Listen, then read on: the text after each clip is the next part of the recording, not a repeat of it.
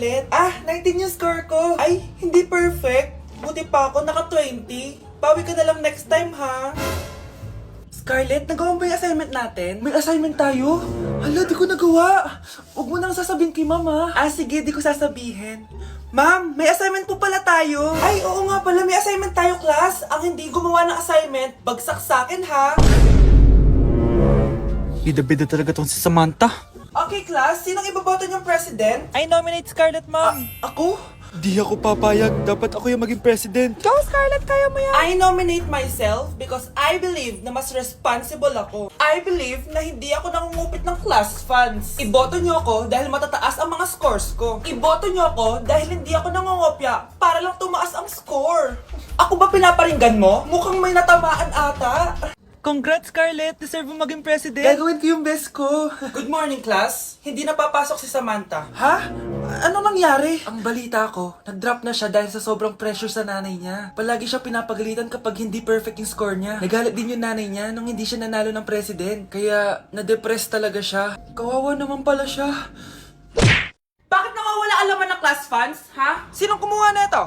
Ma'am, kilala ko po kung sino yung kumuha. Oh, Samantha, sino kumuha? Sino pa ba, ma'am? This is Scarlett. Ha? Wala akong kinukuha. Scarlett, ikaw pala yung kumuha ng class funds? Sumama ka sa principal, ngayon na. Apaka-hype talaga nitong si Samantha.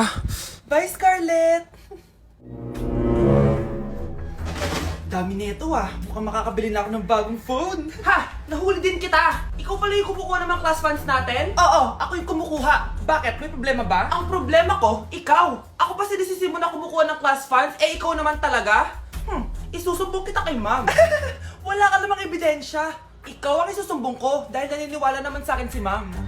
Humanda ka sa akin, Samantha.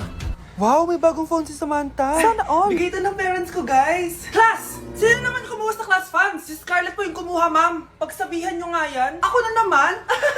Nagpapatawa ka ata, Samantha. Talaga ba, Samantha? Kitang-kita ko na kumuha ka dito. At narinig ko, nabalak mo na naman si Scarlett. Ma'am, di po ako yun. Gagawin mo pa ako sinungaling? Diyan ka naman magaling, di ba, Samantha? Sa pagsisinungaling? Sumama ka sa akin sa principal at ipapatawag ko yung magulang mo. Buti nga sa'yo, Samantha. Deserve mo yan. Nag-uumpisa pa lang ako. Okay, next applicant. Makinis, maputi, maganda yung ngipin. Okay, introduce yourself. Hi, I'm Scarlett, and I want to show the world, the universe rather, that I will confidently shake your fries with a heart. Bakit gusto mo magbenta ng fries? Thank you for that wonderful question. To be a tindera is both an honor and a responsibility. If I were to be a tindera, I will use my voice to influence the youth. Thank you. Okay, eto, mas mahirap na tanong. Ano mas masarap na flavor? Cheese o sour cream? If people were to argue between cheese and sour cream, well, everything is good. But in moderation, thank you. Magaling! Pasok ka na sa top 10! The new Miss Potato Corner is Scarlett! Nasaan na yung 1 million na prize? Anong 1 million na prize? Magluluto ka ng fries. Pasok ka na sa trabaho. Magluto ka na dun, dali. Nagugutom ako. Sige po, magluluto na ako. Bakit di sumasagot jowa ko?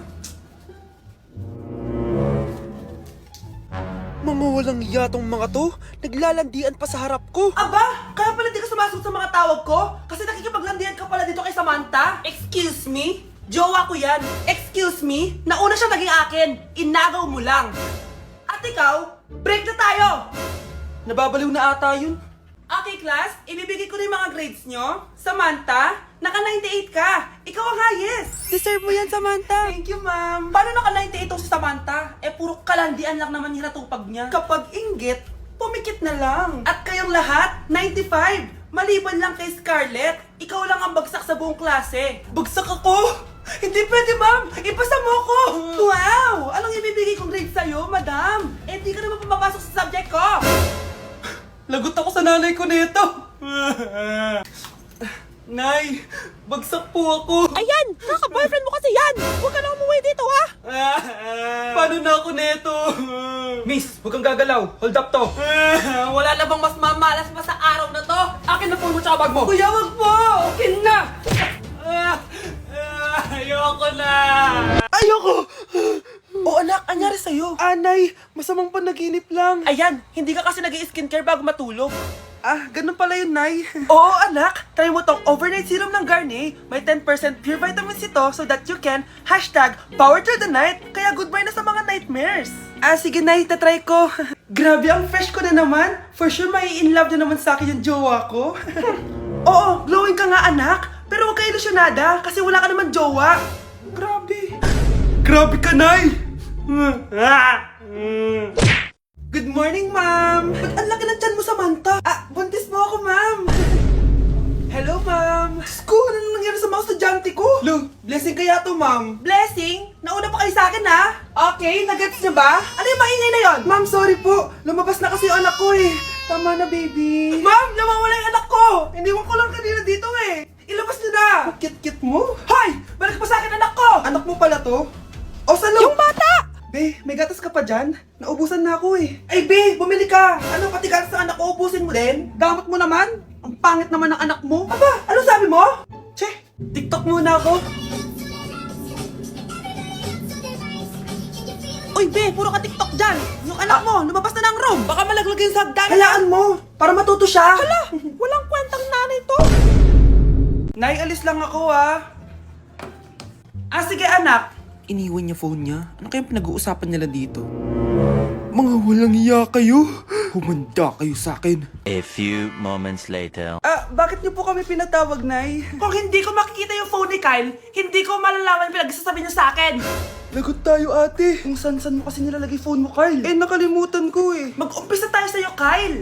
Anay, puro na lang itlog at hotdog niluluto ni nanay. Mas masarap pa magluto yung kapitbahay natin. Sige, next time, ipagluluto kita na sinigang na hotdog. O ikaw, Brianna! Alam niyo bang nagalit sa akin si nanay kasi dati with high honors ako, di ba? Tapos ngayon with honors na lang. Eh, siya nga bagsak nung high school eh. Oo, bagsak ako. Pero top 1 ako ng kinder. Kevin? Wala akong sinasabi ha. Grabe talaga si nanay. Umaga pa lang galit na siya. Tapos utos pa siya ng utos. Bawal ba magpahinga sa bahay na to? Grabe. Wow, wala ka palang sinasabi ah. At ikaw, Scarlett? Yes, Nay. Mga be, alam niyo bang galit na galit sa akin si nanay dahil daw nag-boyfriend ako na maaga? Eh siya nga maaga nabuntis eh. Di naman ako naggalit sa kanya. May problema ka ba sa maagang nabuntis? Wala akong problema, Nay. Idol nga kita eh. Ha? Anong idol? Buntis din ako.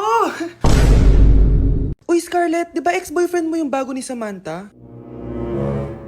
Samantha, tinraidor mo ko. Hi, Scarlett. Sabay na tayo mag-review. Sino ka? Lu, ako to, si Michael. Kaklase mo ako, di ba? Alam ko lahat ng sagot sa exam. Talaga ba? Sige na nga. Turuan mo ako dito. Yes! Sabay tayo magiging perfect!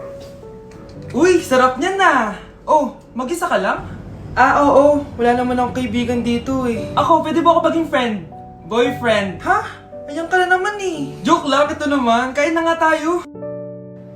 Oh, Scarlett, ano yan? Ba't ka na kasi mangot? Bagsak kasi ako sa quiz kanina. Naku, okay lang yan. Ako nga, araw-araw bagsak sa'yo eh. Ha? Ano sabi mo? Sabi ko, smile ka na kasi pasado ka naman sa akin. Alis na ako, pasok na ako ah.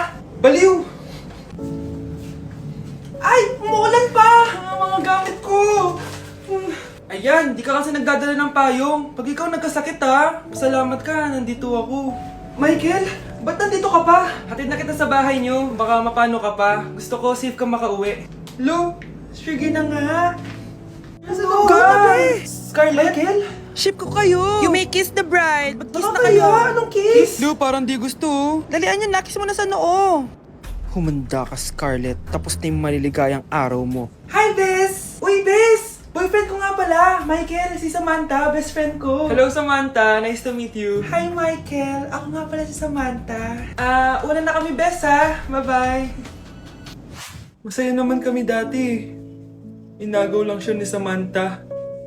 Yung best friend ko pa. Paano yung step na yun? 1. Ha? Oh, Scarlett, anong ginagawa mo? Ah, Nay, nagpa-practice po ako. Pangarap ko po kasi sumikat parang mga K-pop. Seryoso ka ba, Scarlett? Sa ganyang itsura mo? Manalamin ka nga. Grabe ka naman, Nay. K-pop, K-pop. Okay, class. Ano ang pangarap niyo sa buhay? Ah, ma'am, gusto ko pa maging doktor. Wow, maganda yan. Pagbutihan mo, Samantha. Ikaw, Scarlett. Pangarap ko pong sumikat parang mga K-pop. Seryoso ba si Scarlett? Sa itsura mong yan, hindi ka tatanggapin dun, Scarlett. Gumising ka. Tandaan niya to. Kakainin niya yung mga sinabi niya sa akin. Matutupad ko lahat ng pangarap ko sa tulong ng Vitamin C Serum ng Garnier. Gawin mo akong fresh at glowing! Hashtag hiyang check! Sa wakas, matutupad din pangarap kong glow up. Humanda kayo. Mare, yung anak mo, nagpa-perform sa TV! Talaga ba, Mare? Ako ay torpe pa noon, pero nagbago na ngayon. Now I have the courage. Sikat na yung anak ko! I have you. Ikaw at ako under the sun. I'm glowing now that I found the one. Garnier, ba't ngayon ka lang? Skin ko ay hiyang na hiyang. Ikaw at ako, we're gonna shine. Nothing can stop us, it's our time. Ready to show that you're the one. Skin ko ay hiyang na hiyang. Go and find your Garnier hiyang. For our last question, ano ang full name ko? Wala naman yun sa lesson ah. Siyempre, dapat alam niyo yung pangalan ko. Dami namang alam nito. Di ko maalala full name niya. Perfect na sana ako eh.